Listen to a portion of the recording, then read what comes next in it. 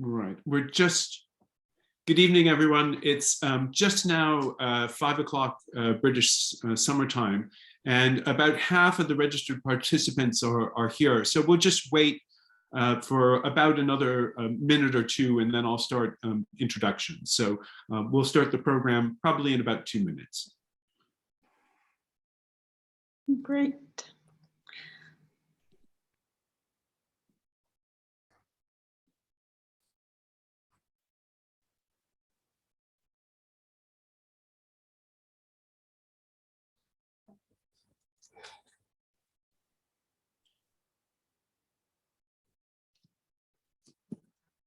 We might think about some music next time, like elevator pitch.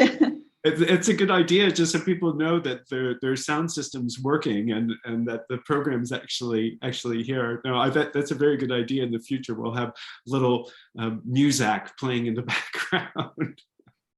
Yeah, maybe artists. So there are artists who are working with music. Yeah, that would be a very good idea, Victoria. In our amidst, but yeah, so far I think it will do. So. Yeah. Is anyone actually working on music at the moment? We could do something spontaneous.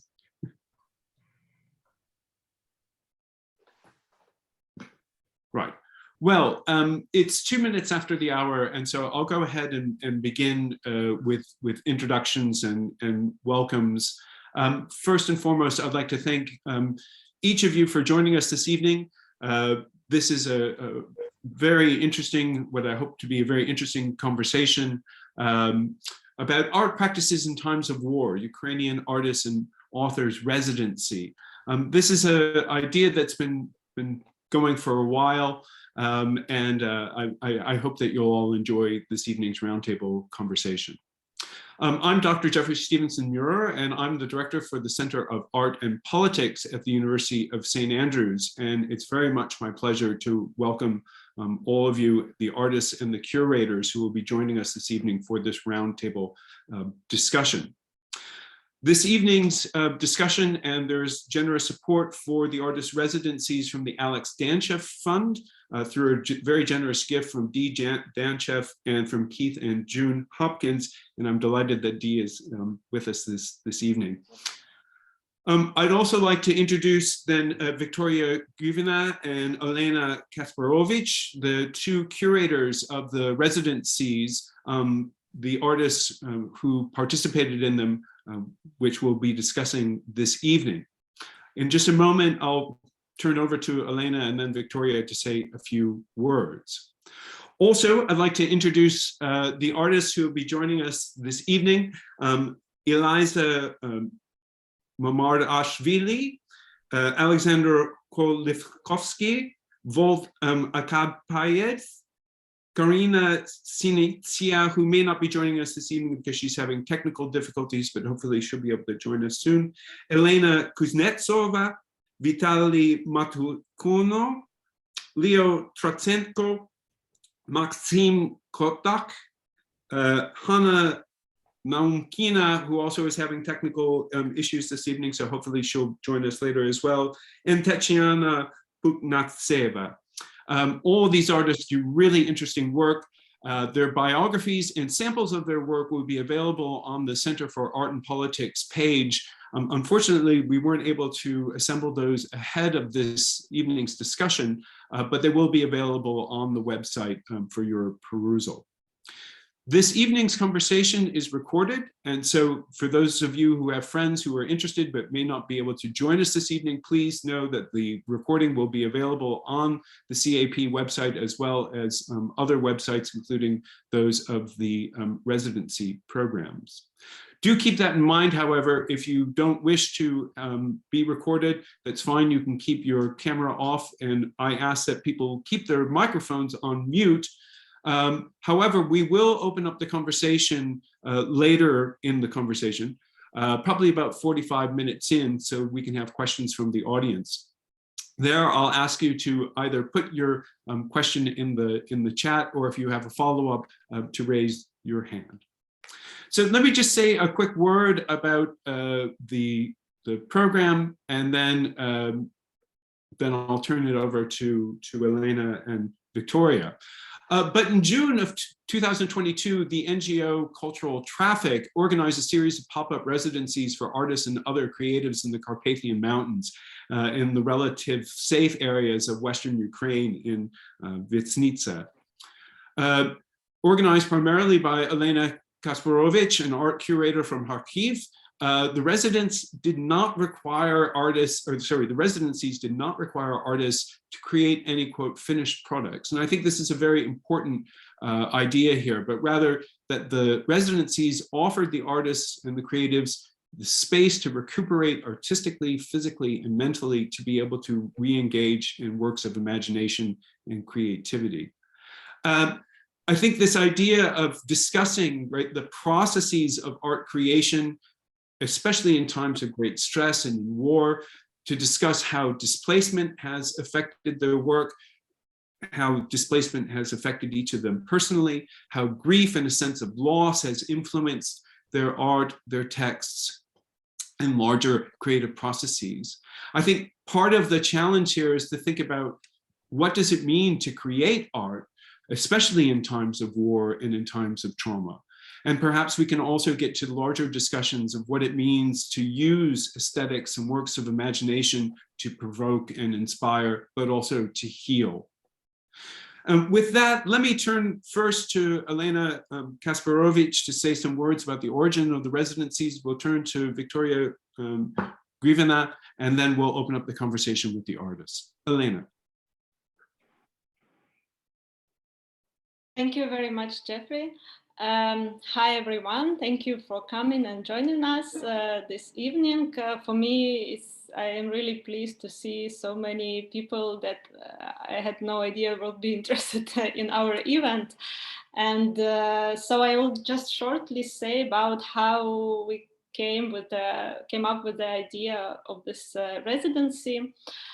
So myself, my native city is Kharkiv. It's a big city on the east of Ukraine, which were bombed from the first day of full-scale war from 24th of February, and it's constantly bombed every day, unfortunately now. So when this Russian invasion and full-scale war began in February, me and my family, we left our city and we went to the west of Ukraine, where I think like a month just to come back to my normal mental state, to think about the work and how I can continue to work in my sector, not just like volunteering in a humanitarian center as I did for the first months. But then I decided, okay, I'm a curator I have been curating artist residency in my native city, so I can do it in a good way and I have to continue. And for that moment, I already had a decision to stay in Ukraine and not to go abroad for lots of possibilities that were offered by my friends, by cultural institutions abroad, that was really nice to hear such a solidarity among all the cultural scene, in all the world. But for myself, I made the decision to stay in Ukraine. And I thought, okay, there are people like me also who are looking to continue their work. They want to work in arts, in culture. They are like curators like me or artists, and they need to have some opportunities here in Ukraine. So then I thought, okay, then I will, and for now we have more and more these opportunities in Ukraine too, but for that moment, like in April, I think, when I started to create this program, there were not so many opportunities here in Ukraine for the artists who would like to stay. So I decided to create one of those opportunities. me and my colleague Victoria Grivina, we talked together what we can do, what kind of place or what kind of program we can offer for people who stay here. And we came up with the idea of this like pop-up short programs like residencies for the artists that can give them just a place and time to stay, like to rethink or just to rest or continue to work. Like we, as it was already mentioned, we did not require to produce something, because when you're in such a let's say stressful, very stressful condition, it's like not everyone is going directly to the work. Some people need time just to stay like in a safe place. So with these thoughts, we made an open call, like that was quite open in a sense, like not restricted, like what we expect from the artist. So we just want to give this small support. And we also addressed, we were happy actually to have a very good partners in the region of Chernivtsi and in the region of Ivano-Frankivsk. It's western regions of Ukraine. Chernivtsi region, it's quite near to the border of Romania, and those regions, they are comparatively safe in Ukraine now. And there we found really good partners for our projects that gave us place to stay for the artists. It's a house for, it's artist house in Vyzhnytsa, and it's creative rural hub in Verkhny Verbish, the village near Kolomea in Ivano-Frankivsk region. And yeah, quite a good support from the local community. Also some financial support from Mitost office in Berlin, who gave us donation to our NGO to continue. And yeah, we could do it. Then we received actually so many applications. Like Victoria, may I say the number, right? For the in Vyzhnytsa, for the residency in Vyzhnytsa, we received like 140 applications, but we could choose only 11 artists there. And for Verkhny Verbish was up to 80 applications. So it's quite we understood that that was something that people needed at that moment. So in total, we could support 13 artists for the both programs. And during the programs, we made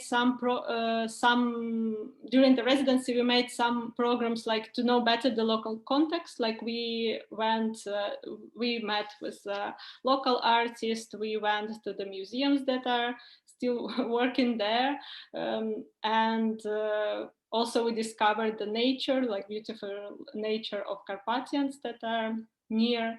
And in the end, even if it was not required, most of the artists actually produced some works or continue to work on their previous projects, which were like surprising for me. But in the end, because it was in a natural way, I think it went really good. Olena, thank you. And Victoria, would you like to add?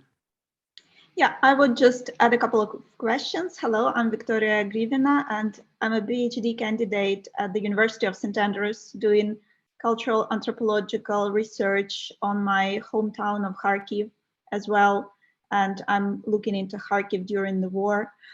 But with this residency, I'm also a creative author. So I looked after and hopefully helped our two creative authors who were admitted to the program. And also I want to add that because there was such a great demand and still is such a great demand in such residencies, we are thinking about and we will surely make some more residencies. So yeah, I have left in the commentary if you want to support this our idea of residencies in Ukraine. So you can donate. This is the PayPal of my own PayPal, because unfortunately in Ukraine at this time NGOs cannot have PayPal. It's on their way, this establishing. So if you want to donate to our official account, you can also contact us, and well, we'll be very happy, and we'll create some ideas of how to say thank you in a creative way to our donors afterwards. So thank you very much. No, that's great. And we'll also make more contact information available on the CAP webpage as well, if people would like to follow up to be able to make a donation, or to be able to contact either Victoria or Olena to discuss these residencies. So I'd really like to get into the conversation with the artists. I have many questions about the practice, and many questions about how say the very act of being displaced has affected your practice, but perhaps just to open up the question more generally as a basis for starting, perhaps to be able to discuss what had preceded in terms of your practice before the war and now to the war. In that sense, how would you understand, say, your own art practice in terms of the relation between art and politics? That is, what was the relationship for you in terms of the political content of your artistic practice? Is your practice itself political, and has that changed since the beginning of the war? Would anyone like to jump in and describe that relationship of art and politics in your own artistic practice?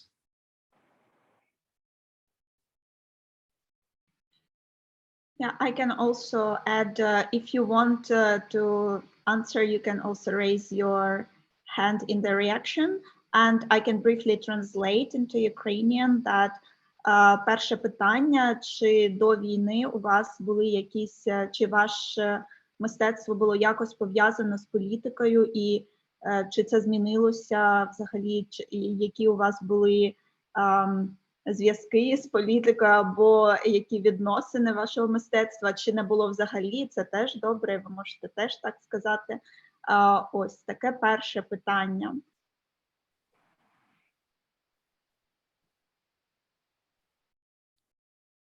Alexander.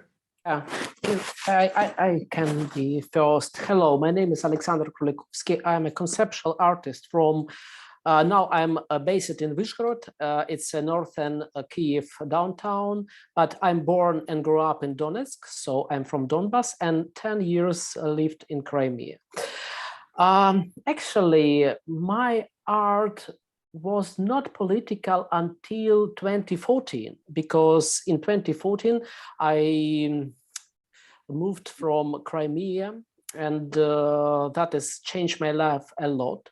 So that year invasion, full invasion, Russian invasion, it's not such changed my positions or art practice, because before, for example, in 2017, I worked in a duo, in Krolikovsky art duo, and we made, for example, a big project about informational warfare. It's in Prague. We work in Prague in art residency, and after show that project in Prague and in Kyiv. So that is a question whether when war started. So for me, it started 2014, and now it's only next level of the war, because you know it's hybrid war, and hybrid war have some stages. Yeah, and that is the logical stages. So even when I was in art residency in Sweden last autumn, I'm understanding when Russians come to borders, I'm understanding what it will be. So when it's happened, I was not surprised, and I'm before decide to stay here in Vyzhnytsa and try to do something. Yeah, so that is my answer. Thank you. Thank you, Alexander.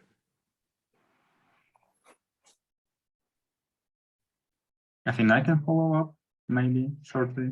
So I didn't know that we also introduced ourselves, but I'm Maxim Hodek, like I'm based in Kyiv. But if start to speak about like relation to politics and art, and for me, the war didn't change the practice like in the overall.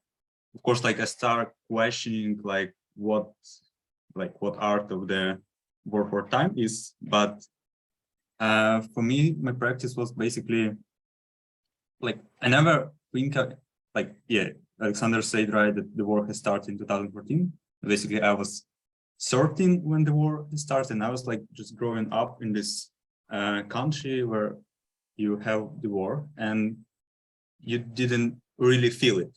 So basically for me, 24th of February was the real like this first after the war, because like I remember the occupation of Crimea like really some sort of dream, because like you watch some, I don't know, warriors in Crimea like on TV, and like you remember you have been there with your parents and you're just like, okay, seems like some strange events happened there.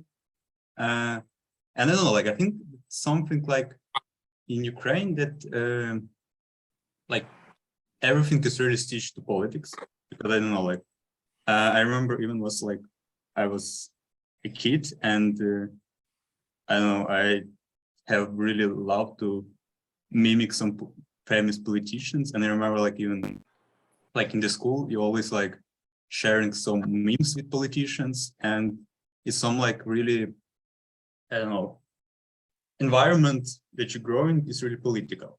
And for me, yeah, like in my work, I always work like stitched to political events. And I think like art is like in Ukraine, I feel that art is really like political and meaning, and not like that you express your free speech and it's making your art political. I think about more that art is really like political action in some sort, and like you're really doing you can organize a protest with your art basically, and something like that. So for me, like war didn't change my practice, and like I think a lot of my previous works basically reflect to the event of like contemporary art, Ukrainian politics, and so on. But yeah, I think it's for all artists, it's quite important question, like how to do art in the wartime, and like how the war changed the art, and like how to continue this doing the art. I don't know, for me, the answer was just like to that, like I was starting to be sure that I have previously done that work, that I'm still relevant in the current times. Yeah, Olena Kasperovych. Yeah, hello everybody again. My name is Olena Kasperovych, and I'm an artist from Kyiv. And I want to say that my art changed deeply since the beginning of war, like the understanding of the life, of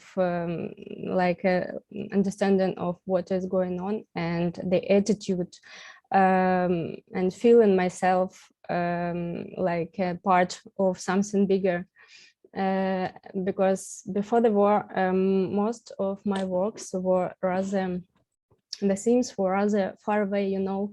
They were much more philosophical, they were distant. I needed that distance from the events happening to think about it all the time. And it was like you're observing the Earth from the satellite, from the space, and you see the situation in on the very big distance. You see it in general. You just need much more time and space to reflect it, and you reflect it not literally, but in such kind of I had a lot of abstract paintings before, and I worked with color like an independent medium, and I worked with abstract connected to synesthesia, to some music. and the themes were rather peaceful, and it was much more about some meditative states and the observing of such processes connected to the city environment, for example, and to the nature, how it grows, how it's the big nature laws, in a couple of words. But when the war started, I was such close to it, and the very understanding myself as a person in this country changed a lot. And I felt such a big responsibility for what is going on. I don't know why. Actually, I don't have much influence, but I had a thought. First of all, I don't want to be to live in Russia. I don't want to be under the Russia.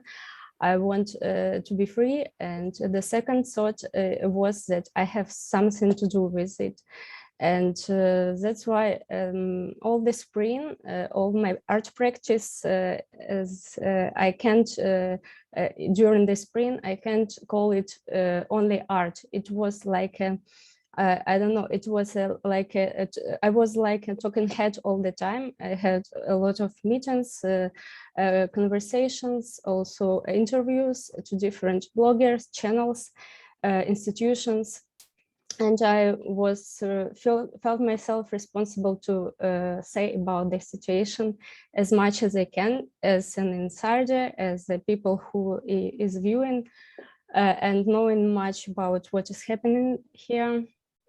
And I don't know, and I think I can't I can't produce anything as usual the whole 3 months, the whole spring, and everything I even forced myself to do. It wasn't such an art desire, but it was like a deeper feeling that I have something to say on, also in a quick political posters that I have never done before. But all the march I was doing when I fled to Lviv from a little town, village Shevchenkovo near Kiev, and it was very close to the war, to the front. And when I was in Lviv for 3 weeks, I've been doing all these war posters. I've made maybe 7 or 8, something like that, with a small amount of materials I had at that time. And it was also such a state when you can't just can't keep silent, you know. Mm. Yes, and it was like I understand that it is necessary for myself to do something, even little, even what I can. But when I do something, I feel myself more connected with other people, more helping, more. It's like a inner therapy. It's also some kind of egoistic thing, but I wanted to help really much. So I think it's also more about politics, and it's more about not, you know, when such things are happening just near you, it's the first thing you are thinking is not art, actually. And the first thing is just surviving and helping the closest people, and helping many friends, volunteers I had at the time. So, and later on, everything changed, but maybe I will speak later afterwards about the residency practice also. It was different, yeah. No, thank you, Olena. And there's so many things to follow up there that I do want to come back to. So thank you for that. But Vitaly, I see you also would like to add something here. Yeah, thanks. Hello, my name is Vitaly Matakhno. I wonder how can you hear me? It is okay. Okay, I just on the street, and if it's will be too much noises, please tell me. All my life I was live in Lysychansk, it's Luhansk region, or it's Donbas, whatever you want to call it, but for me it's Lugansk region. And when the war started in on the east of Ukraine. I was only 14 years old, and right now I'm 23. And well, for me, nothing really changes, because the war for me, it's nothing new actually, because like the whole life that I can remember myself, and I'm lived with this feeling of well, of a war with me or near me, and was like when I was seeing some kind of like military people, tanks on the TV, in the movies, and so on, explosions in my childhood. It was all like I never thought it would be real for me, but on one day, it's all became a reality, and after that day, this reality for me never stops. So I'm actually well. So my art as an artist, I became like an artist in this environment of well, never-ending war, because I know that I started doing art, I guess, not so long ago, actually, maybe in 2017 or 18. And well, my environment, all this war around me, even my city, that's actually was, a lot of people were saying that Lysychansk was one of the depressing cities in Ukraine. It was something like a title. So our city was mostly known for bad things, like for bad infrastructure and so on and so on. And as an artist, I was always working with the themes like deindustrialization, or I was trying to capture that my view on my region. I'm working in a different medias, but I guess mostly I'm trying to show something personal for myself. But firstly, I was and I am a cultural activist, and I was trying to well, all of my work that I'm doing, it is dedicated to my hometown, to my region, and all the things that I do, I'm trying to somehow develop my hometown or region, or making some kind of like my personal, or showing my personal view on the things that happening around me. So I guess for me, nothing really changes, despite the fact that Lysychansk right now is occupied for the second time. I'm displaced, and right now I'm in Lviv, because, well, when this full start invasion started, well, shellings began in my city, and I was, well, like a lot of people in Ukraine, I was woke up by explosions and so on. But in Lysychansk, it started, and it never it started, and it was never stopped until the city was occupied. But well, 8 years ago, I was in occupation as well, but well, not as well, but I was in occupation, but it was not so big, it was not so large as it right now. And right now, like almost, I would say almost 60% of Luhansk region is destroyed and can't be, well, on the rest, it's kind of hard for me to speak about it every time, but like an activist or a curator or an artist, the thing that I do, they not really change it, but I'm kind of trying to do something something on the side. Like I have this project which called Гореления Тадrёж, and this is an art platform, experimental exhibition space for artists from Luhansk and Donetsk region. And was always trying to support this kind of people. But before the full start invasion, we were just making exhibitions on different industrial places of our region and Ukraine as well. But after the start of full-scale innovation, I understand that a lot of people with who I've been working with, they became displaced for the second time. And that, well, I have some kind of responsibility for them and I really want to help them.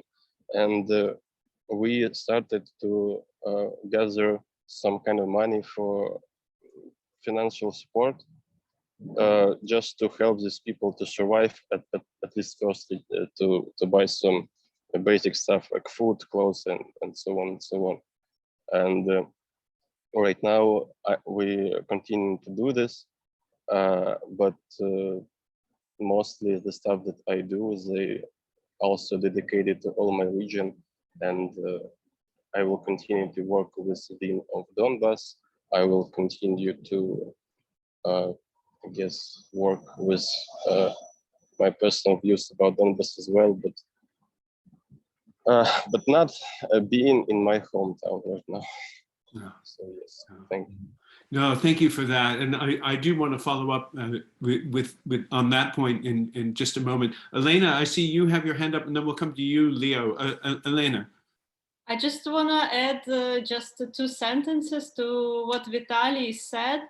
I just want to say to everyone here what he does. Like when the first time I heard about his activity it was last year, and I was amazed by all the activities he does in his region and in his town, because he gathers around himself such a, like, to me, like unexpectedly big like amount of people who wants to be artists, who are artists already. It's a young people, but who are already doing some art practice, or they would like to be artists, and they all applied for this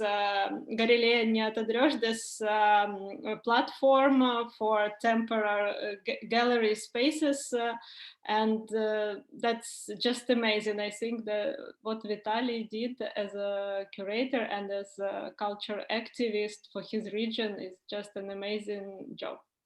Well, yeah, kind of, but sometimes it was not so great. Sometimes it was great. I was just trying to do my best, actually. So. Thank you for that. Leo. Hi, everyone. My name is Leo Trotsenko. I'm at the moment I'm in Kyiv. Yeah, couple of months I was spent in Lviv, in western part of Ukraine, and yeah, it's now the 2nd month after my return in Kyiv. So I will speak from this city.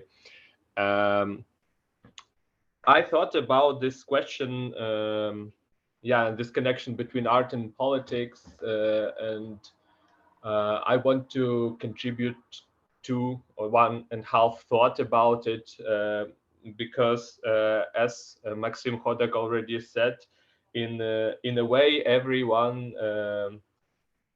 not only artists, every people, like just regular school girls and boys making jokes on current political situation, like every time. And I remember it until from my childhood. So a couple of elections was taken part when I was kid, and it was everyone, children and elderly people, were talking about on their levels, maybe not with each other, but nevertheless, a level of politics was and still is on every level of Ukrainian life. What should I say? And agree with Maxim. What should I say about art?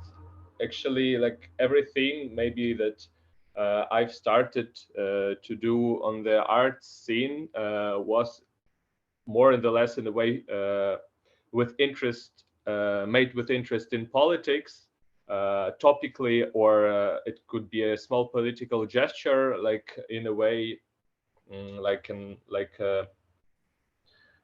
activist gesture more. It's a big question how to make art politically, or not to make like art about politics, and this difference between these two theses are not so sharp. So what should I say about like actually nothing in my interest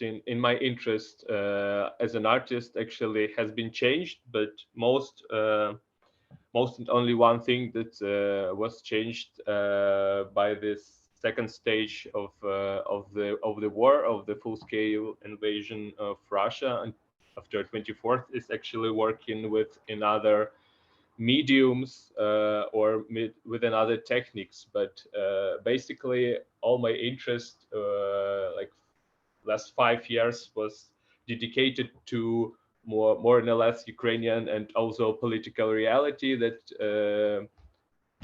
and this accordance and this connection with politics, I think, is a crucial point for a lot of people that work in Ukrainian art scene, and actually artists that work in Ukrainian art scene. For me, they're interested in most of these artists that I'm interested in working in certain way politically, or working with reality, with social reality. So this desire to have a look on reality, not to take a distance on it, was important and still important for me as an art worker and let's say art lover.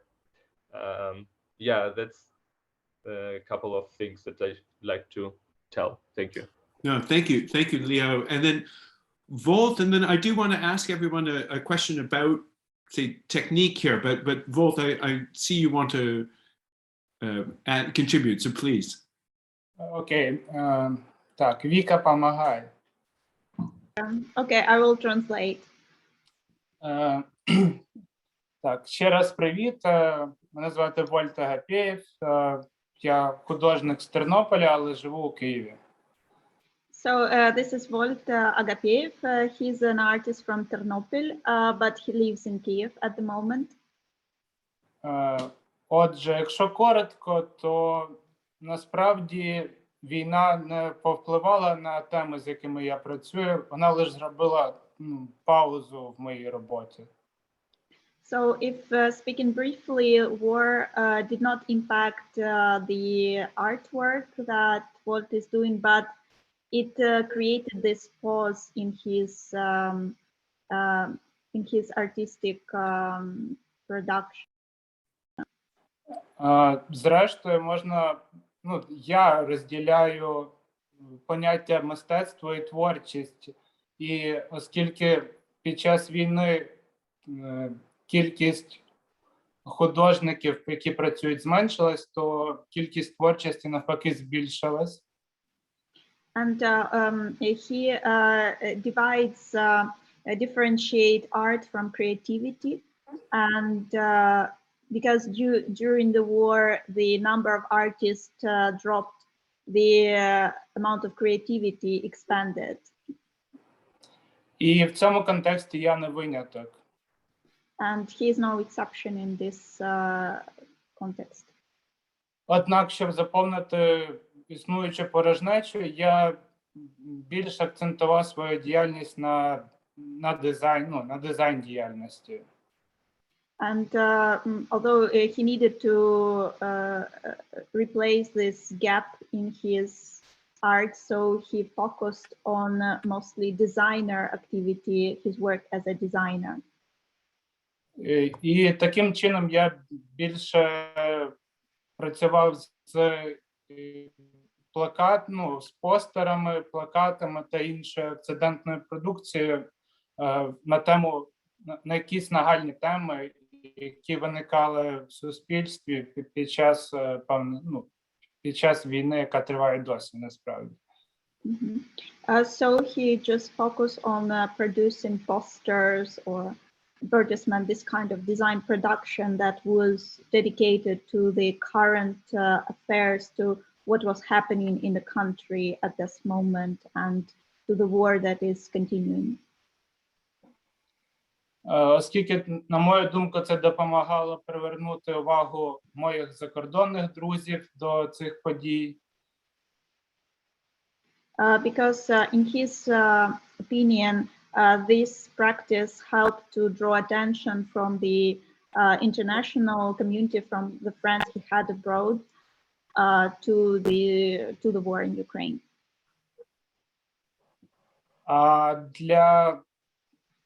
Для мистецтва, яке мене цікавить, в мене насправді не вистачає наразі ні сил і енергії, щоб працювати на належному рівні, як це відбувалось до війни. And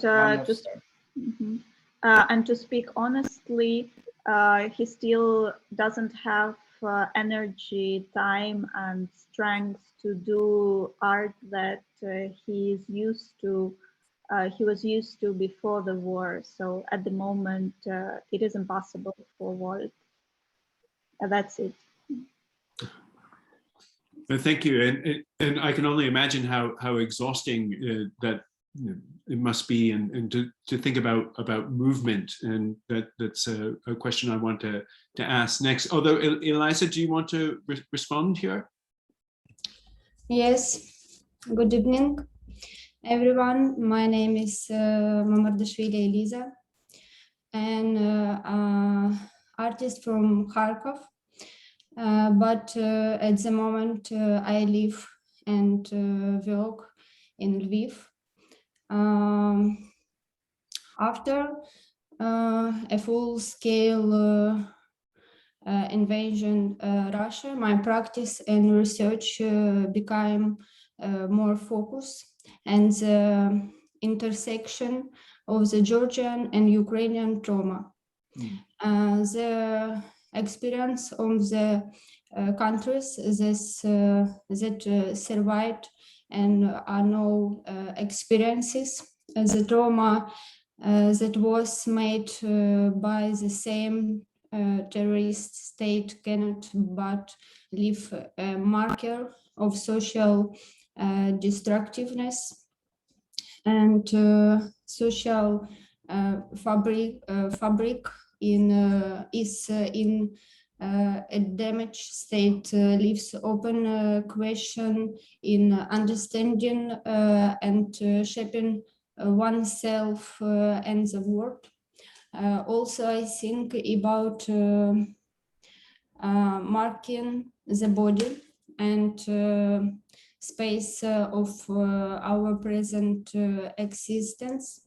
This I have introduced into the performance made during the residence, and I have marked my niece as a gratitude sign for the pilot's death, and Apple as a sign of sick person death.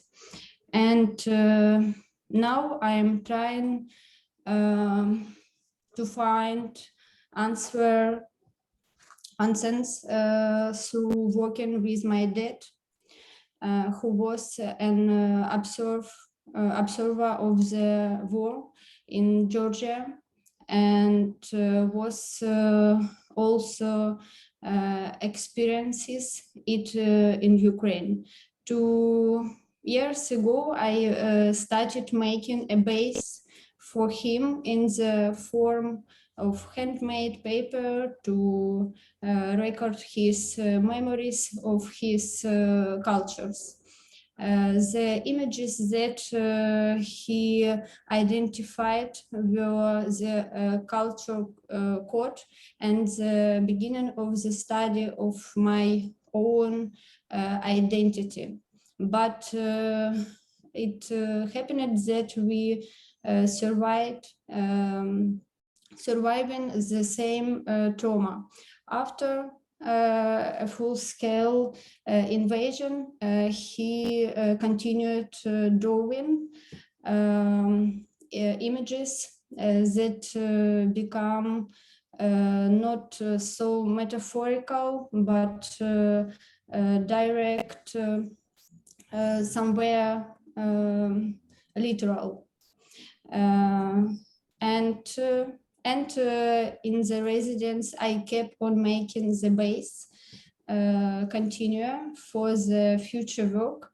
In this case, that was tablecloth as a connection element, saving different pieces of white fabric, and this work is in process now. Thank you. Oh, thank you. And a theme that comes from so many of your responses is the impact of movement. And so I guess part of the question is, how has moving from either from Luhansk or Donbass to the west, or to Kiev, or from Kharkiv to Lviv, how has it changed your practice? The idea that you may have had to leave materials or previous work behind? And has it changed how you think of Ukraine, to move from east to west, or north to south, south to north, that some of you are moving into Kiev that you hadn't been from Kiev? How does this movement have an impact both on the work that you're creating anew, but also just your sense of the space of Ukraine itself? And sorry, Victoria, that was a bit long. I can rephrase it if you need to translate that. Yeah, no, that's fine, Jeffrey. Отже, наступне питання, оскільки ми можемо простежити якусь певну загальну тему переїзду і руху, що відбувся із нами в останні місяці, як вплинули ці переїзди на вашу творчість? Можливо, ви якісь матеріали залишили вдома, або, можливо, ви поїхали і повернулися, і це якось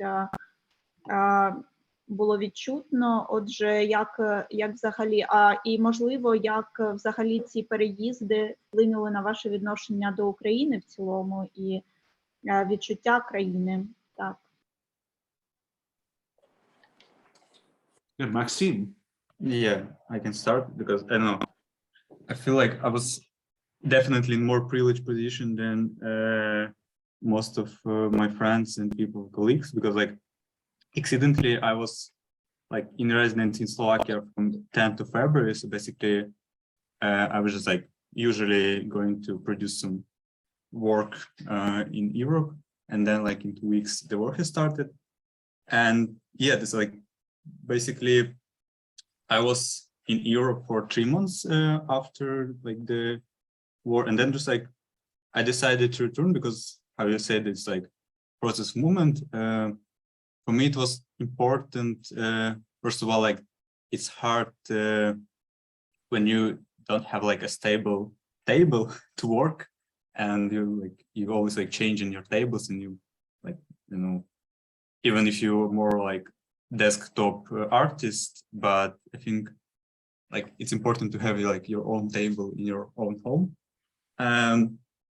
But like, yeah, I moved to Ukraine because like I had this like feeling that I definitely must to feel like the material of the war, because like you just cannot understand it from the screens, because like this materiality of the war, it seems like for me still surreal, because like you see this destroying buildings on your city, you know, like that it's like, I know some buildings you have memories with it, but it's still like some sort of digital debris, because I don't know, it's still like there.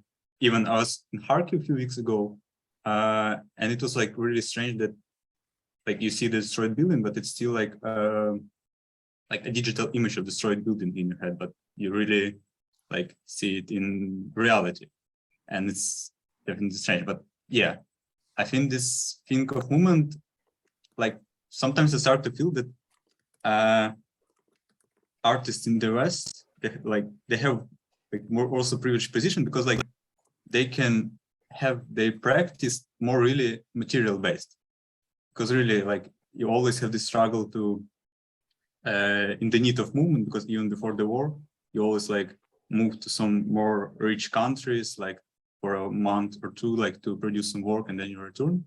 And basically you cannot be like really, you know, just like your practice always must to be like, I don't know, work in a suitcase. Really, like you always think that if this work can fit in my suitcase or not. And you always like have struggles to make some 2 meters painting or something like that, because like how I transport them after. Tanya, sorry, I didn't see before, so please, I know you want to contribute something as well. Так, я буду з перекладом відповідати. Yes, so Tanya, I will help Tanya to translate. В мене просто чомусь не працює функція руки, тому я написала у чат. Мене звати Тетяна Пухнавцева, я художник-графік, працюю з друкованою технікою графічною та різними графічними медіа. Я з міста Харків, живу і працюю там. So Tanya Pukhnavtseva is an artist who mostly works with graphics, graphic art and drawing, and she is from Kharkiv and she lives and works there now as well. Після початку війни я переїхала на Західну Україну у місто Чернівці і перебувала там в евакуації 4 місяці. After the beginning of the full-scale invasion, she went to evacuation to the city of Chernivtsi, to Western Ukraine, and she spent 4 months there. Потім я повернулася до Харкова і вже близько 1,5 місяці знаходжусь тут. Then she returned to Kharkiv in summer, and she's already 4 months and a half there. Так, я хотіла би першочергово сказати про практику, як вона змінилася. So first of all, about how her practice changed. Моє власне враження, що майже у всіх людей після початку війни, не тільки у митців, можна було споглядати 2 типи станів. Стан скам'яніння, якщо можна так сказати, та стан дії. So it's in her view, not only artists, but everyone in Ukraine were divided after the beginning of the full-scale invasion into 2 types of people. People who had the state of fossilization, sort of the turning into rock, and the state of activity. І, звичайно, ці стани можуть змінювати один одне. And of course, these states can change one another. І в мене це виявився стан дії, що був пов'язаний з моєю практикою художньою. Майже з першого чи другого дня від початку війни, не дивлячись на те, що це був дуже важкий досвід, особливо у перший період, ментально і психологічно, я почала працювати, малювати. So for Tanya, it was the state of action, and almost from the first or second day of the invasion, despite the very difficult conditions that she experienced in Kharkiv as well, she started drawing a lot. Я можу сказати, що теми моїх робіт та взагалі моєї практики не змінилися, але вони заглиблилися. Оскільки я працюю загалом над образами крихкості, слабкості, самотності, існування самотньої людини як такої, то війна, яка сталася і продовжує відбуватися, це був такий дуже важкий, але дуже, мені здається, можливо, навіть потрібний досвід для поглиблення цих тем, для мене, як автора. So her themes didn't change, but they seem to have become deeper because she works with the themes of fragility, loneliness, weakness, and the invasion that started probably, in a way, it help to feel these states deeper and work with them on a very different level? Так, не дивлячись на те, що сама по собі тема моєї практики не змінилася, змінився тип моєї роботи майже кардинально. Though theme didn't change, but type of work changed radically. Оскільки до війни зазвичай для мене дуже багато важила повільна робота, я працювала дуже повільно, і для мене це було таким символом, якщо можна так сказати, заглиблених думок. І я дуже багато сумнівалася завжди, і сумнів як такий для мене був досить родючим ґрунтом для роботи. Ось, і я працювала дуже повільно. So before the war, she liked to work very slowly because she thought that it made her practice deeper, and she had a lot of many doubts, and she felt that in these doubts she sourced some energy and inspiration even. Але після початку війни я почала працювати зовсім інакшим чином. Я на дуже великий період, можливо, десь 4-5 місяців від початку війни, майже весь цей час, рефлексія як така в мене майже зникла і відійшла кудись на інший план. So, but since the beginning of the war, she doesn't have this self-doubt or self-reflection, and it almost went to the back stage. І я почала працювати більш рішуче, імпульсивно, і художні рішення, мистецькі рішення, і роботи в плані образів, метафори, сенсів, вони стали більш, можливо, простими, прямими, більш чіткими і, можливо, більш, як би сказати, можливо, більш емоційно насиченими. So her images, they became more direct, more open, more evident, and in a way more daring.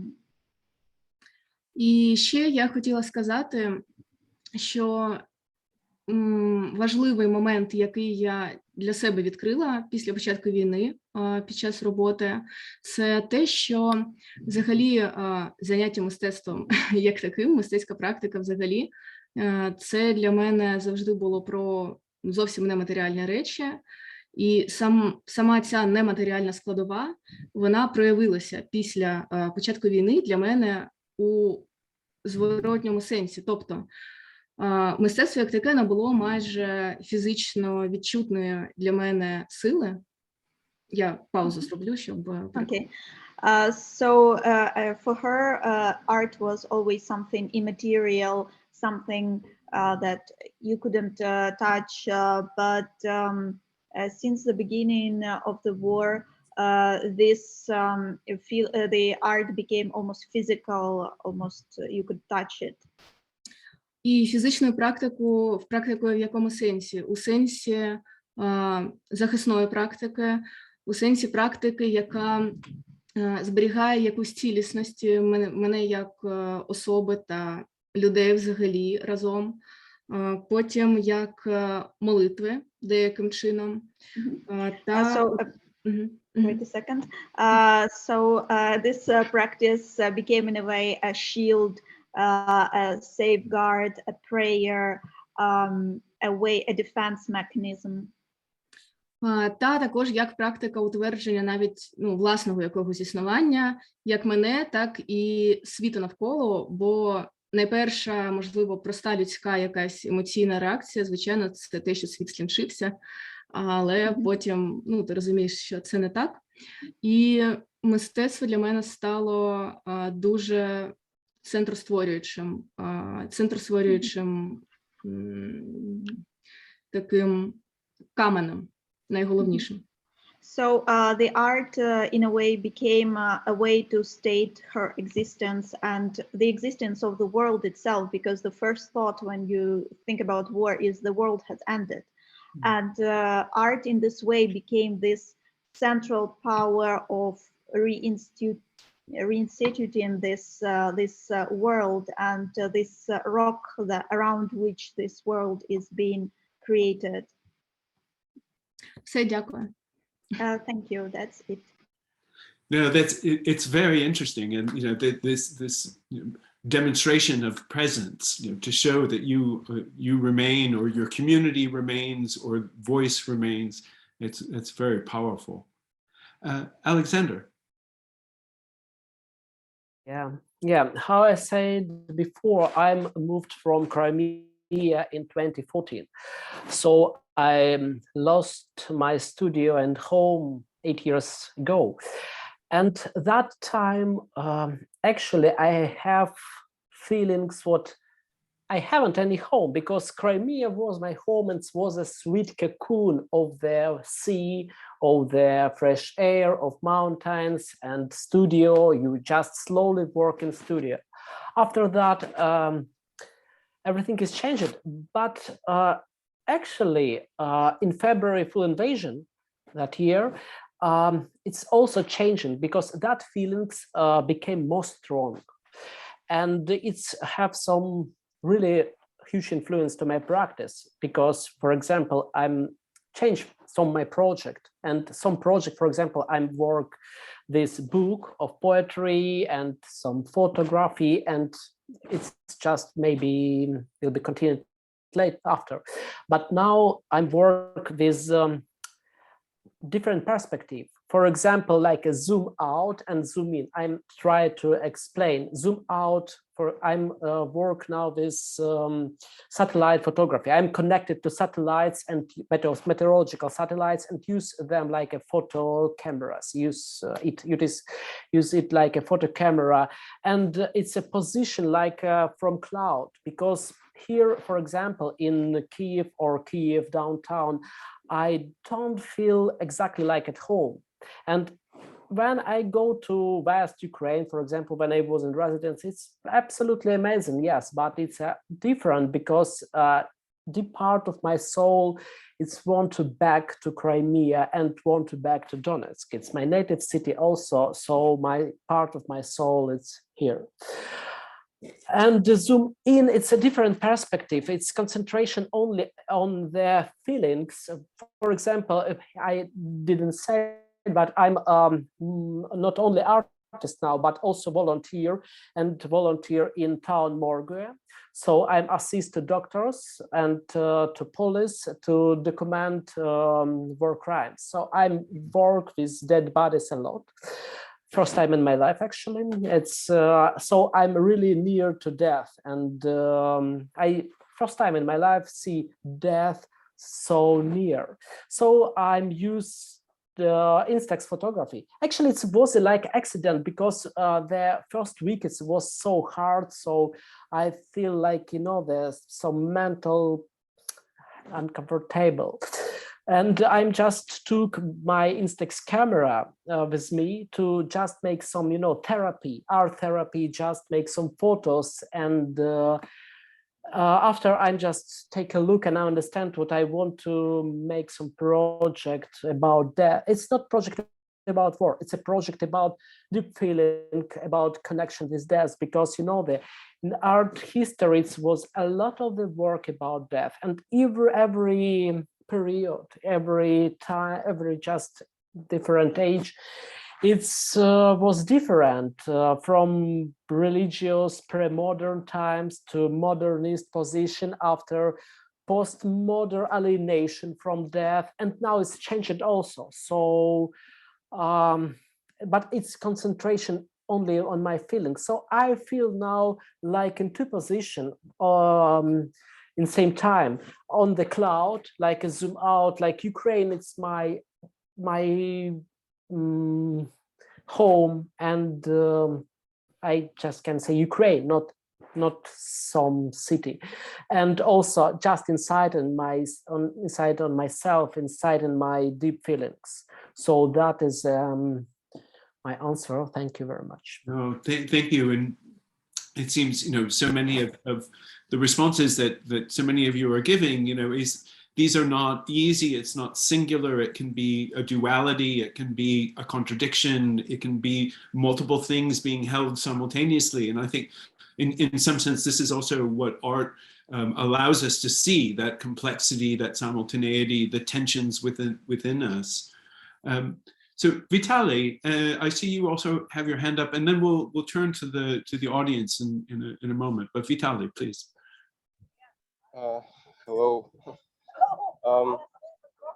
I guess I can say something something similar that Alexandra was saying, because I know, yes, for me, Ukraine is my home as well, and I love my country.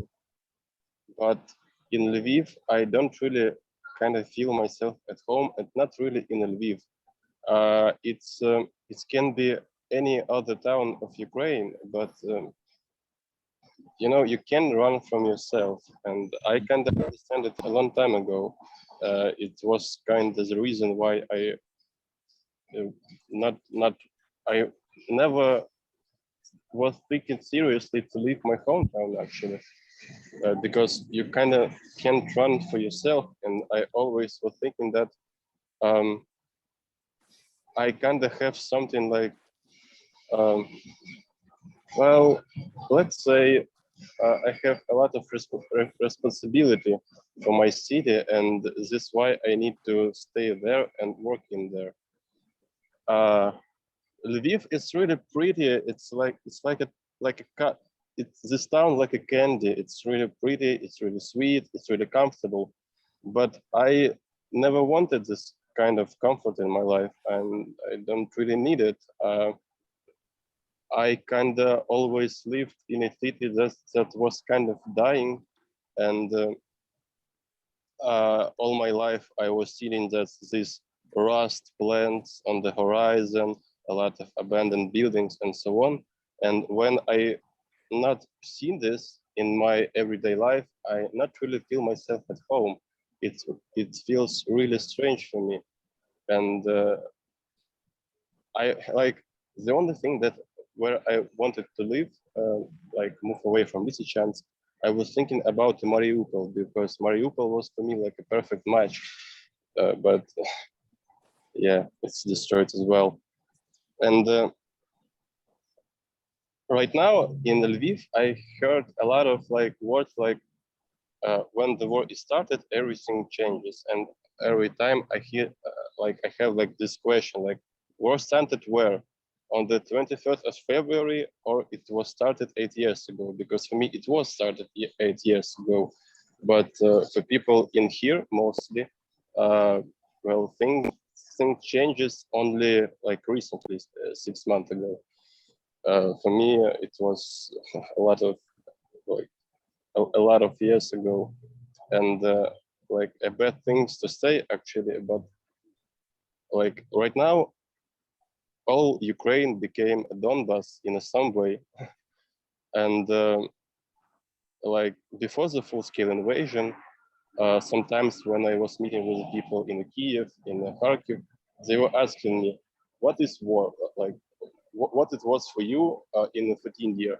And I was really hard. It was really hard for me to say how it feels, because it's like if you never felt it on your skin, you will never understand it. And right now, a lot like all of Ukrainians understand it. The whole Ukraine understands what the war is. And right now, I'm having this kind of level of understanding from even like people on the streets and so on, because everyone understands what the war is, how it looks like, how it sounds like, how it feels like. So yes, right now all Ukraine became a Donbass.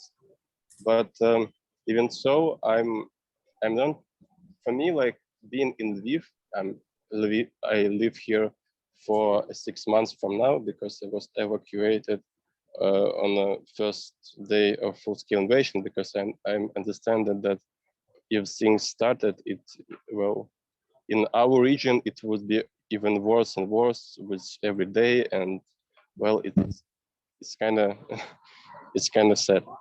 But I'm really want to come back, and for me, living in here, it's only temporary because I don't lose my hope to come back to my home. I kind of have this feeling of a loss, but I also have a hope for this.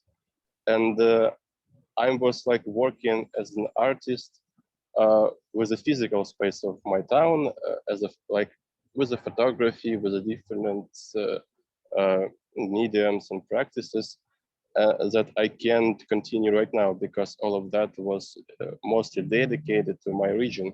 And right now I can only work with my memories or with things that left in my laptop. Because of course, like I was having a big collection of stuff that of items that I have found in a different abandoned places in Lysychansk and Luhansk and Donetsk region as well.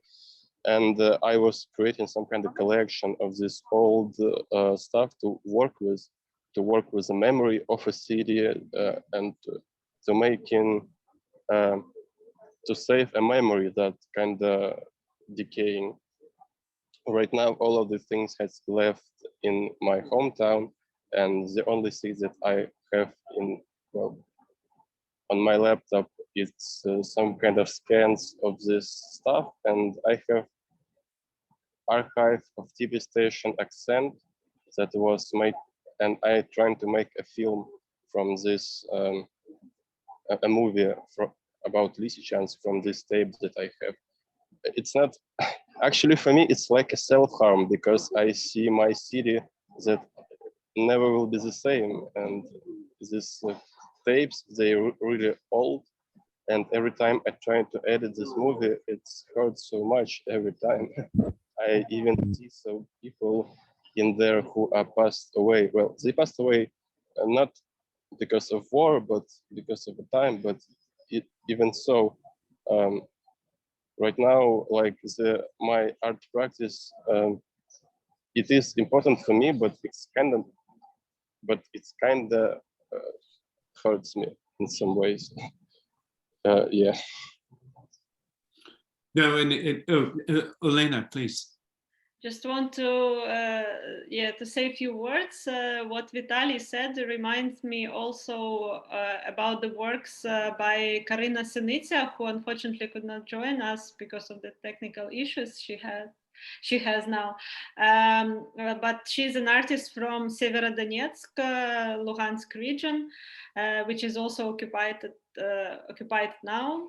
And in her paintings, she depicts, like one of the painting that she calls Heaven, depict actually the fragments of architecture of her region and the abandoned building and like wild plants. And that's something that she explained also to us, that is surrounded her hometown and the places she remember. And for her, this is how the heaven looks like.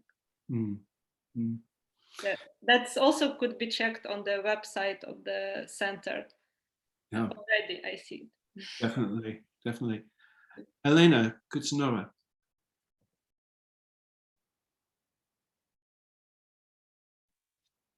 Oh, you're on mute. Sorry.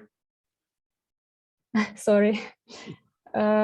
Yes, about the place and how this movement influenced on me. I also felt that, of course, because understood very important thing that the place is not only the physical place, but the sense of place is the people that you have around you also. And of course, we have all these digital things like Zoom conferences, and we can chat with with each other. But the local community also have great influence on you, and this connection, this living communication that you have with each other when you when you live at the local place, at one place for a long time, means a lot. And I felt that when we were to decide where to move from Shevchenkove, from under Kiev, because of the danger nearby. And we decided to move to Lviv exactly because we had some friends there, and that was psychologically much more easier to make a decision to move at that place when you know someone there and you know people are staying there. Of course, and before that, also we traveled a lot with my husband throughout Ukraine, and we made many trips to the Carpathians, also to Lviv and to Chernivtsi also, and almost we had no trips to the eastern Ukraine. Yes, because we had no interest there. But this way to the western part was very familiar to us, and it was rather strange to experience it on the 8th day in the beginning of March when we fled from Shevchenkove to Lviv. This road we made by car, and it also took us maybe 2 days with a stop in Vyzhnytsa, where we also have been hosted by my friend. And this experience of the road, which was through some unpopular routes, through some small villages, and very slowly because of great traffic of all these people that were like us, just moving to the west. And this was such a very big difference between this experience and that we had before that, because this slowness, when you move maybe 5 or 10 kilometers per hour, it was just I remembered I had one series of painting. It is called Broad Perspective, and it looks like the photo shoot from when you are a passenger in a car not driving, and you look to the side window, and when you are moving on the big speed and make photo shoots of the landscape you see in the window. And I have made a lot of these photos in the last 7 or 8 years. It's a long project. And after that, I choose the photos I liked more, and did like such very realistic paintings. And it was my it was my working with the time phenomenon, that I made a very short moment of life, and then when I worked with painting, I just made it longer and longer. It's like an endless. So it was just making time very short and then very long again. And in that experience, after when we moved to in the beginning of March, it was the opposite experience. It was just an endless story of like I don't know. It was the experience of just an eternity of this trip. And there is no, it was no perfect specific place at all. You just it was the feeling of the endless story in the middle of nowhere, when you had no internet, and it lasted, as I told, for 2 days. So yes, and I remember this really much, and the meaning of this series, of this painting series, changed for me also after that, because when I see it now and I think about it, it's for me not about the time as an abstract phenomenon, but about the specific experience of fleeing, of being on the road, forced by such circumstances for such a long time.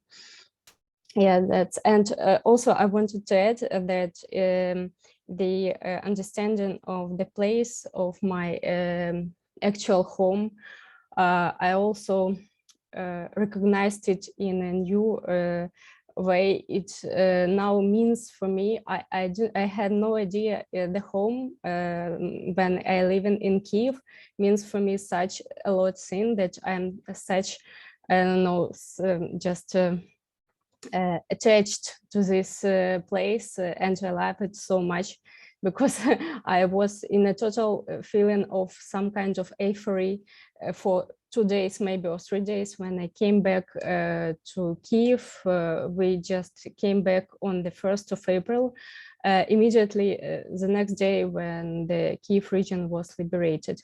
And when I get here, after 3 weeks in Lviv, I was just the happiest person in the world. Yeah. Yeah. Thank you. No, thank you. I mean, I think this is really, really something. And if you don't mind, actually, let me see if I can actually do this. I would be really happy to share. I may not be able to do it. Let me.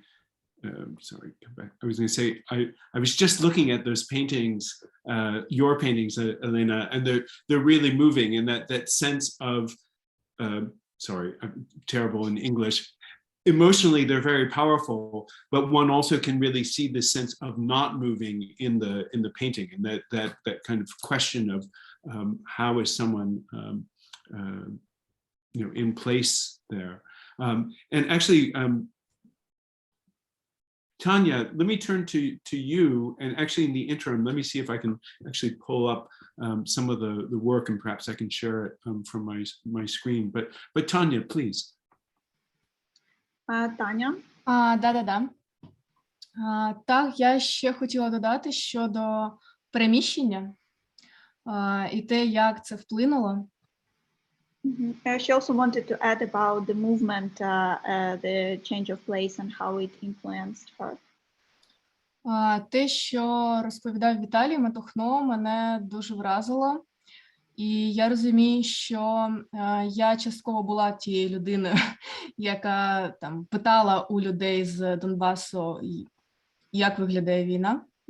So the story of Vitaly that he just said, Vitaly Matukhno, really impressed Tanya, and she realized that she used to be that person who asked people from Donbas, from Donetsk and Luhansk region, what it is like.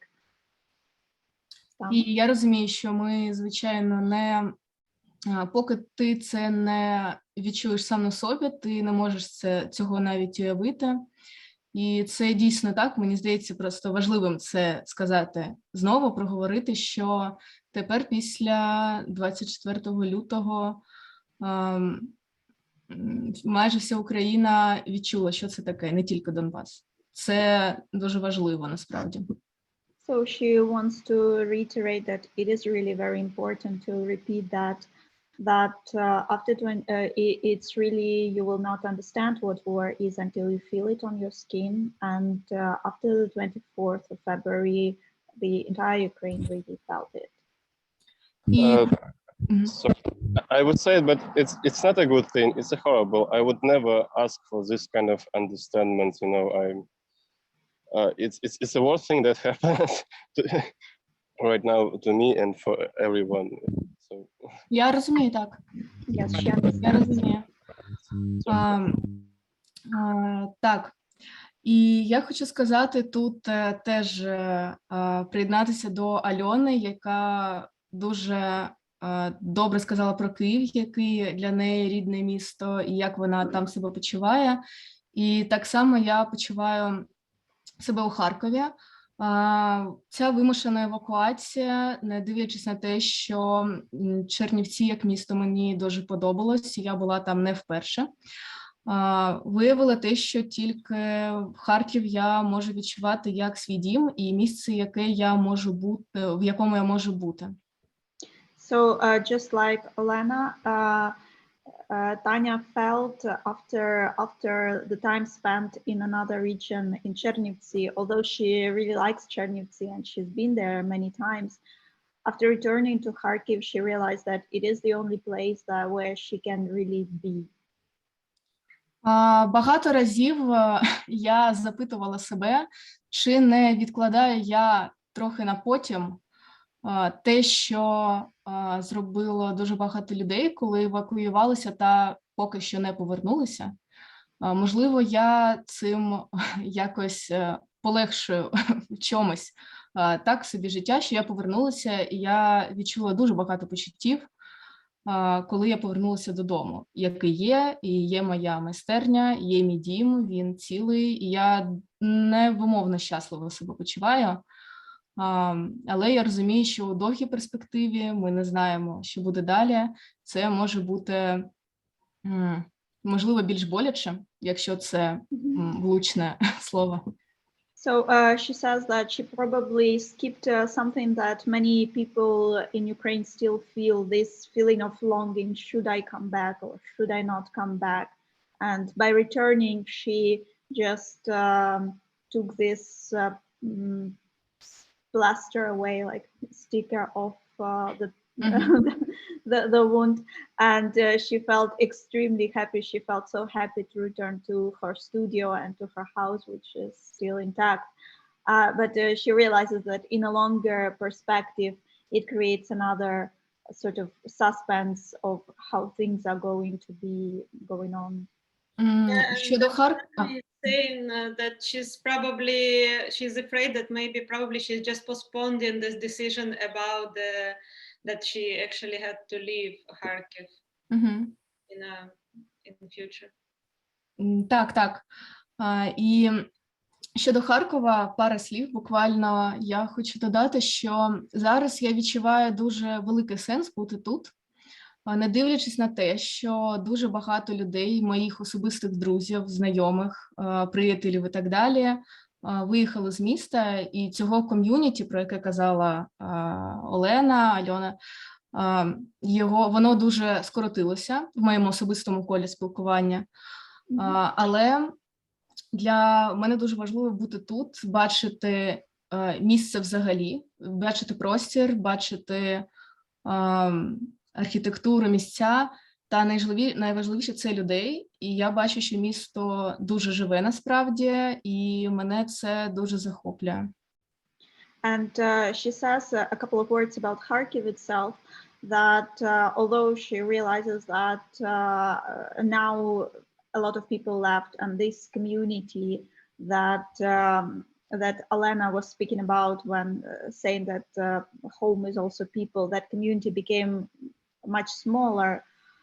It is a great pleasure to see that Kharkiv as a community, as human beings, not just architecture, is very alive, very active, and you can sense the pulse of the city living.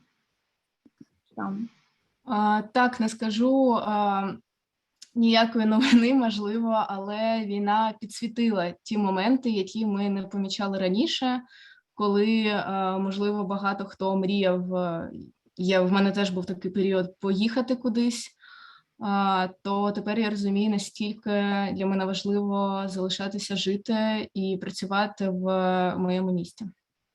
And the war in a way illuminated a question that for many people, many artists, many people contemplating whether I should leave, whether I should travel to another city and try to live there. And after the war, Tanya felt that no, this is the only city that she can really feel. Так, і наостанок скажу, що я не знаю, як це пояснити, але можливо це гарний знак, хто знає. Але я почуваю себе досить спокійно і дуже щасливо. І, якщо так казати, ментальний і психологічний стан, його неможливо порівняти зі станом на початку війни. І я дуже боялася цього, коли поверталася до Харкова, що все повернеться. І якби ментальний стан дуже погіршиться, але чомусь це не так. Ось.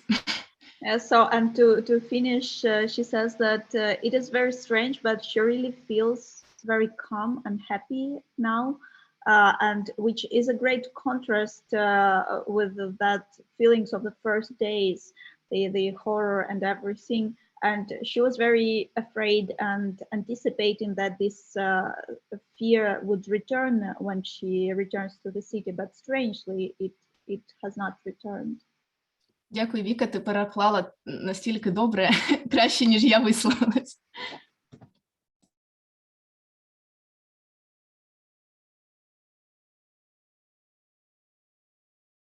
Jeffrey, you are muted. Oh, we've been doing this for so long, and it still happens. No, thank you for that. And I think that it's very interesting for us to think about, just the way that the sense of home is shaped for us, and how that sense of home changes, and where that sense of home might be. It may be cities that we have left long ago, and yet that's where emotionally where we go back again and again with those memories. I think it's interesting to listen to each of you in the responsibility that so many of you express, the sense of responsibility, whether it's to the people around you, or the sense of responsibility to a community, whether that community is home or where you find yourself in the immediate sense. I guess for each of you, I mean, as artists, you're obviously driven to express yourself in this way, but in a time of war, do you feel that art is a duty? And then many of you expressed that it was just so difficult to think. If it is a duty, can it be expressed in some different time? I don't know, Victoria, is that... Так, щоб перекласти, коротше, ми багато говорили про нашу відповідальність взагалі під час війни за себе, за людей, за місця. І як ви вважаєте, чи мистецтво взагалі також є частиною якоїсь відповідальності, обов'язку?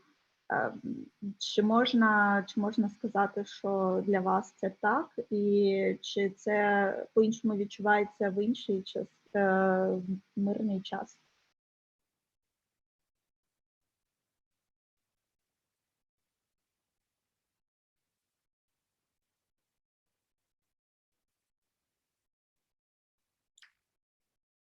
Yeah, Alexander.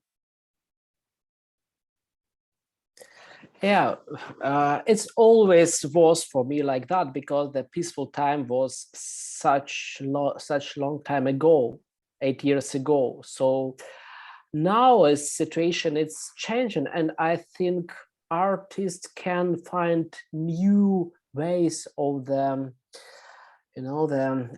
artistic practice, because, for example, when enemies was such near to Vyzhhorod, and many people was scared, I'm used my skills of performative practice and talk with people on the streets, and I can say the crazy things. For example, if I found somebody really scared, I can say, I'm an ambassador of the great goddess, and great goddess already angry about Russians, but if they come to our towns, it will be their end. And it was funny. People understand what I'm, it's kind of joke and kind of, the performance, not real situation, but it's help to some people. So actually, and also, that is also an interesting moment in our volunteer teams in Morg.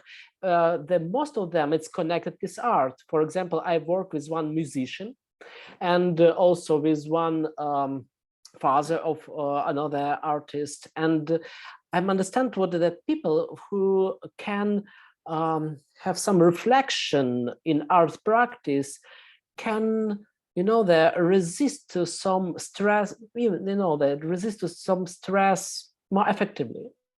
So maybe artists can teach other people. That is an interesting moment. I don't know. I'm just looking for answers right now.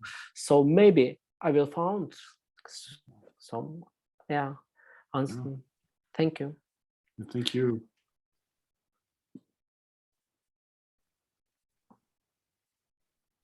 We have been together for quite some time now, and I know that there are quite a number of people still here in the audience with us. I'd like to just open up the floor if there's anyone that has a question for the artists that you would like to share, either in the chat, or if you'd like to raise your hand, I'm happy to call on you. I know it's very tiring to be on a Zoom call. It's very tiring to be on a Zoom call in your native language, let alone to be speaking another language. So we won't continue this much longer, but I think it's important to go ahead and open the floor. If anyone would like to make a contribution, ask a question, make a comment, you're most welcome.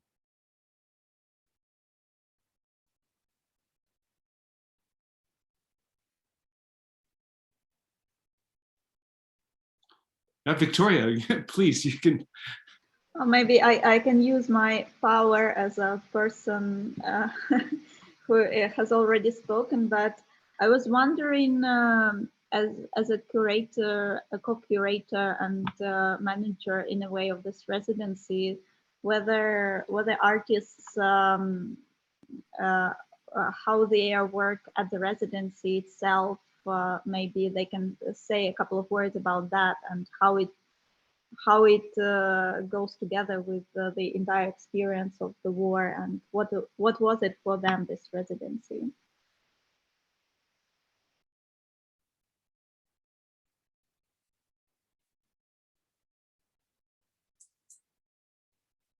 Yes, Olena. Okay, I may speak again shortly, because answering about responsibility. I've told in the beginning that I felt some even extra responsibility.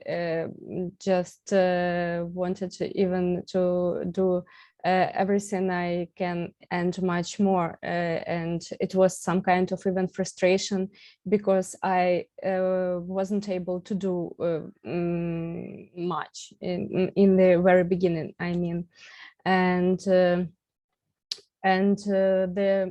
first 2 months were for me about really the extra feeling of responsibility as a citizen of Ukraine, and it maybe was even not so healthy for myself.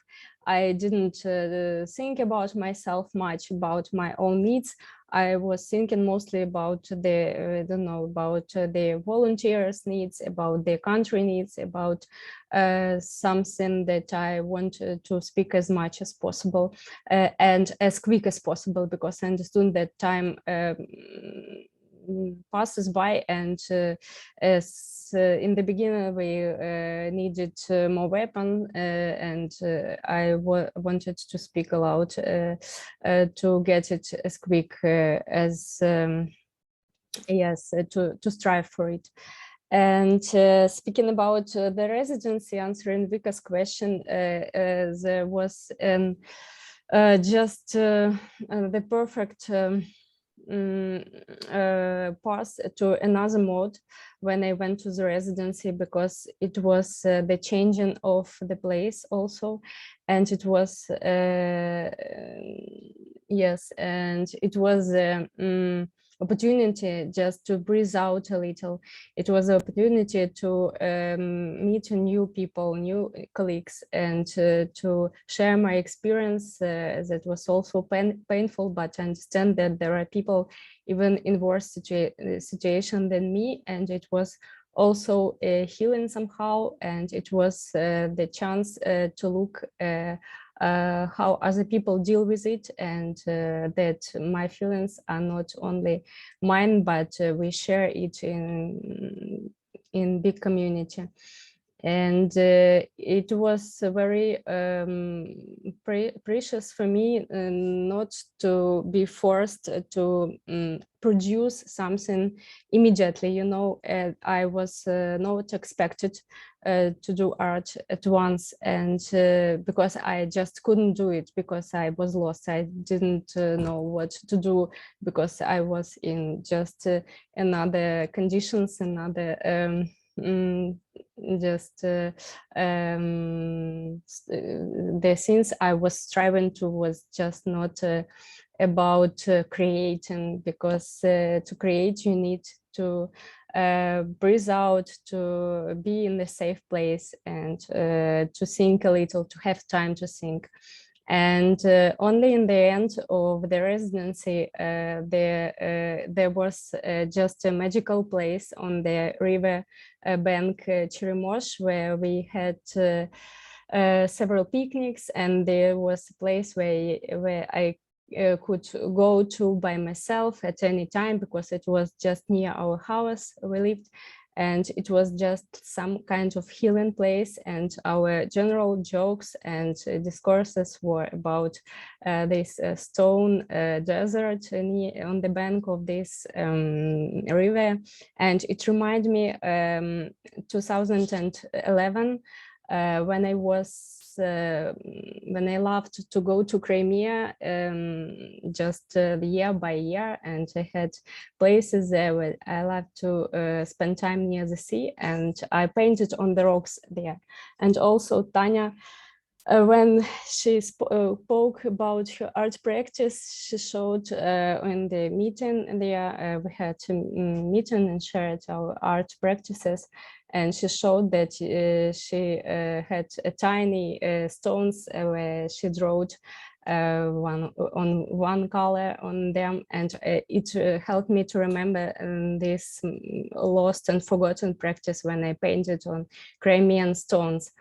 And I just put on my diary some thoughts and some very tiny and small drawings about the war, about this, my reflections about time, about this nature that heals. And I just bought a couple of paints, red and white and black. And in the very end, I just choose a couple of days and went there.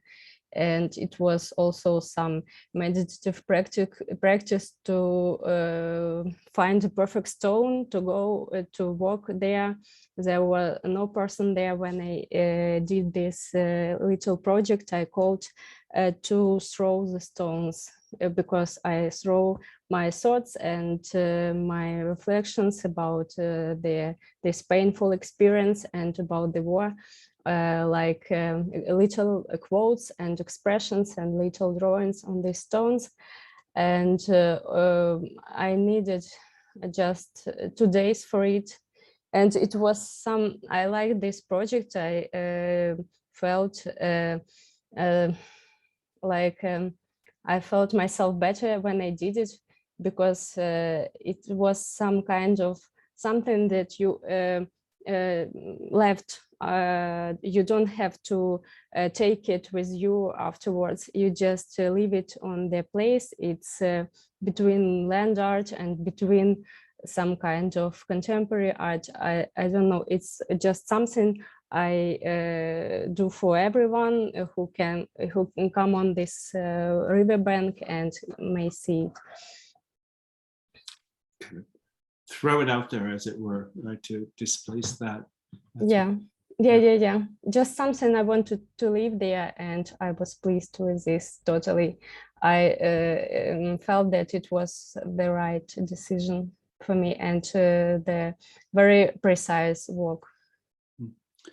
Vitaly, and then we might draw things to a close. Go ahead, Vitaly, please.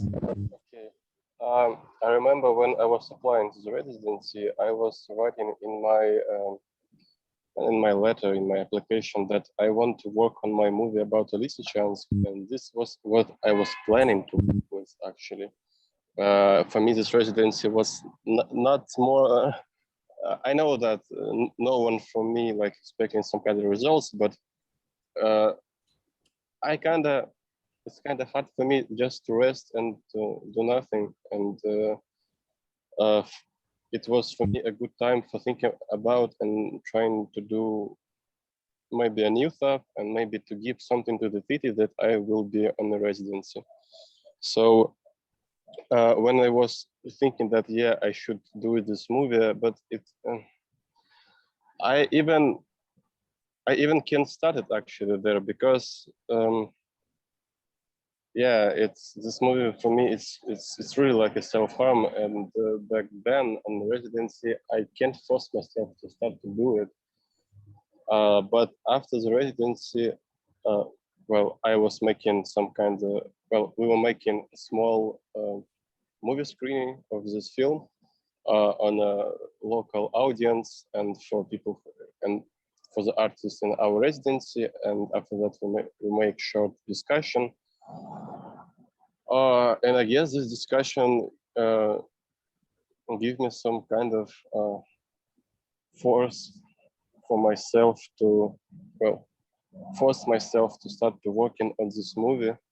And I understand that right now, well, if not now, then when? I was kind of waited for this to happen for a long time, but I cannot just to force myself to do it, because it's every time it's kind of painful. And on residency as well, it was for me the first time when I was not working with the Donbass context, because I was trying to create some kind of portrait of Vyzhnytsa and its region. It was for me really helpful actually, and it was better than I expected. But yeah, I was just trying to do something new, and it's kind of shame that the only thing that kind of give to the people from the Vyzhnytsa, it was noise music station that everyone was kind of freaked out about it. But I don't know when, maybe it was the first thing and the last noise station in Vyzhnytsa, so it was a good thing to do. maybe not, but at least it was something new. Feedbacks on this noise sessions from the local youngsters. Actually, they were, yeah, for most of them, they were first time and they hear this kind of music, but I'm sure that they will remember it as a starting point of like discovering the contemporary music. Yeah, maybe so, but yes, I was kind of mostly working, but it was something that I need for that moment. And well, I was in working and resting at the same time. And on this residency, for me, it was a perfect balance, actually, because there were some days that we were going to the mountains and I just can't like physically go to work. And sometimes I need to force myself to rest, or go to this kind of like walks on somewhere, at least for now. And yes, and maybe it's kind of coming from this theme about duty and responsibility, because actually right now I think that I need to kind of work on my fullness, because, well, I'm not on the front line, and I have like responsibility to my community from a guerrilla, and also I have responsibility to represent my country as an artist. So I think that right now we all have this kind of responsibility and maybe a duty. Well, on the international and on the Ukrainian level, we all kind of represent our country, either for ourselves, either for the whole world. So yes, for me, there is this kind of duty in our work, but it's kind of different from artist to artist. But yes, we all share most of the same fate. Well, as far as I can think, because if we try to like, well, because we are representing our country in different countries and so on and so on, and it's kind of a big responsibility as far as I can think. So thank you. Thank you, Vitaly. I think that's a really wonderful place to finish. Tanya, if you want to add something more, then unfortunately we'll have to draw the conversation to a close soon. But Tanya, please. Так, ми вже час закінчується, так? Я правильно Трошки зрозуміла? закінчується, да, але ти можеш додати щось. Я дуже коротко додам, щоб ще Very хтось може briefly. встигнув сказати. Два враження від резиденції, якщо дуже коротко. There are two То reflections це, from the звичайно, residency. перше враження – це люди. Я отримала просто вибух спілкування з людьми, з якими, окрім Каріни Сініци, ми не були знайомі до цього. І я хотіла просто зазначити, що ми всі займаємося дуже різним мистецтвом. І насправді, мені здається, ми дуже всі не схожі, але це було дуже чудове спілкування. І дуже був гарний досвід ком'юніті. І давай я перекладу. Так. So there are two experiences that Tanya had from the residency. First, it was the sort of explosion of communication, because there were a lot of artists, and all of these artists seem to work in a very different techniques, in a very different worlds, and Tanya only knew Karina Sinitsa, for example. So it was some kind of a big communicative experience. Так, це було дуже живе спілкування, і оскільки я до цього, під час евакуації, в мене був дуже вузьке коло спілкування, сімейне коло та пара буквально людей у новому місті, для мене це дуже велике значення мало. Друге, ще хотілося б сказати про людей, але ви все зрозуміли. So before the residency, Tanya lived in Chernivtsi, and her circle of communication was her family and a couple of people she met in the city. So it was a huge difference. Так, другий момент – це, звичайно, природа та гори і відчуття невимовного спокою місця, яке дуже лікувало, і це дійсно дало дуже великий відпочинок і емоційний, і загалом дуже гарний фон для резиденції. Yes, and second was the nature and the peace of the mountains and the peace of this little town that created this feeling of serenity and somehow like peacefulness, and it was very healing. І у своїй практиці в мене теж був невеликий план, що я планую робити на резиденції. Я продовжувала роботу над своєю серією, але хочу просто буквально пару слів сказати про роботу, яку я зробила якось вже... Так. So she was planning to continue working on her series of works, but during the residency she had this work that she wants to explain in a couple of sentences. Так, під час резиденції виникла серія робіт, яка мало базувалася на місцевому матеріалі, так званому. Це серія робіт, яка називається «Забуті звірі». So this series of works were based on the material of Vyzhnytsa. This was called Forgotten Animals. У якій я робила зображення та малюнки, поєднуючи, по-перше, зображення на місцевому єврейському кладовищі, зображення на надгробках, які мали анімалістичний характер. And this series combined the two types of images, the images of the animals that she found on the gravestones of a local abandoned Jewish cemetery that had this animalistic engravings. І друга частина – це місцеві звірі, собаки, яких було дуже багато на вулицях Вижниці. І я таким чином якби збирала цих так званих забутих звірів разом. І звірів, зображених на надгробках, і звірів, яких я зустріла. And the second part was the animals were the dogs, stray dogs that were in plenty in Vyzhnytsa. So in this way, she was somehow assembling these dogs, bringing them together, these animals from the stones, this imaginary from forgotten animals, and the animals that were literally forgotten on the streets. Wow, quite magical. Alexander.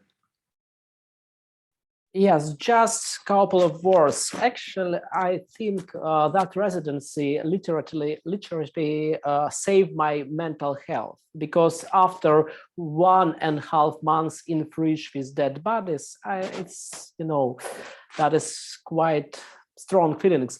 And I can speak a lot about my own art practice, but I want to say I'm really grateful to Olena and Elisa for communication. And even we start little, not little, actually, it's a big, maybe it will be big work, collaboration work about, so, but it's a secret now. I hope we will done it and show you.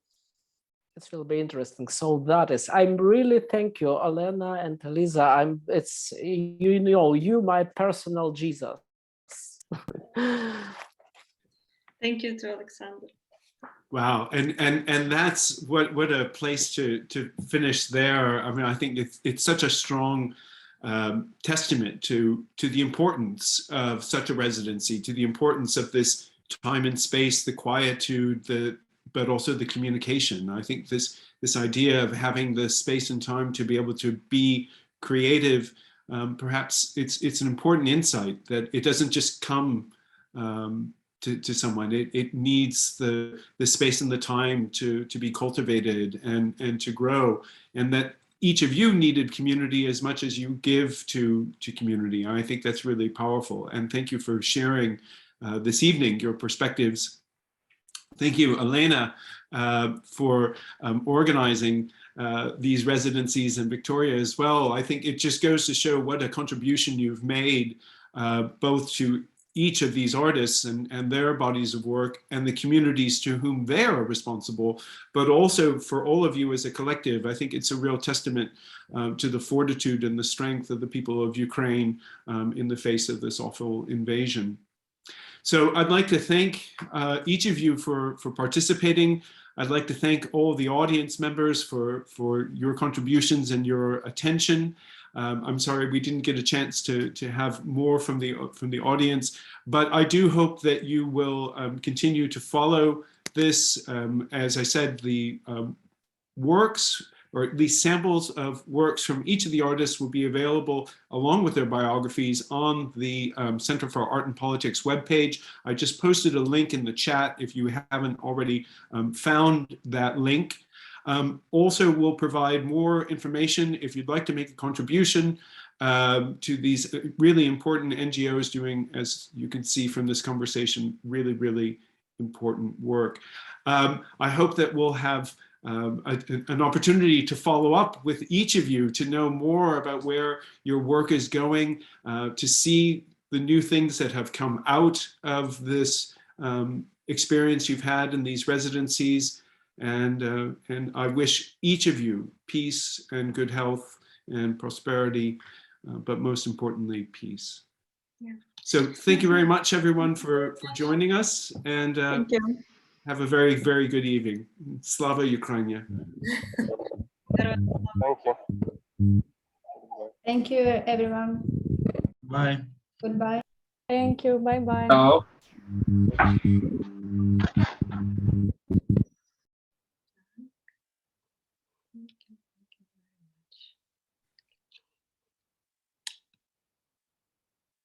Okay. Jeffrey, do you have 2 minutes more? Yes, absolutely. I was going to say, but like everyone start to say goodbye, but I just want to say really thank you for organizing this event and for inviting us, because for us it's like really important to share our experience for the international community and the people interested, and that's just amazing how you did everything. And I really like how the works of artists looks like on your website, and it's like I'm really grateful that you gave us this space to show up. So thank Thanks a lot. Oh, it's so much my pleasure, Olena, and thank you for those kind words. I really appreciate it. Thank you. And very seriously, I really do want to pursue then the idea that we make this catalog something, again, as long as that's beneficial to you and to all the artists. But I would really like to do something with it, to make a catalog and to write it properly. So, but it's great stuff. Yeah, we can meet next week, arrange some kind of a call, for example, and think about it. But yeah, Right. Thank you as well. Thank you both. It was interesting and very exciting to listen to. Bye. Okay, thank you all. Okay, bye. Bye.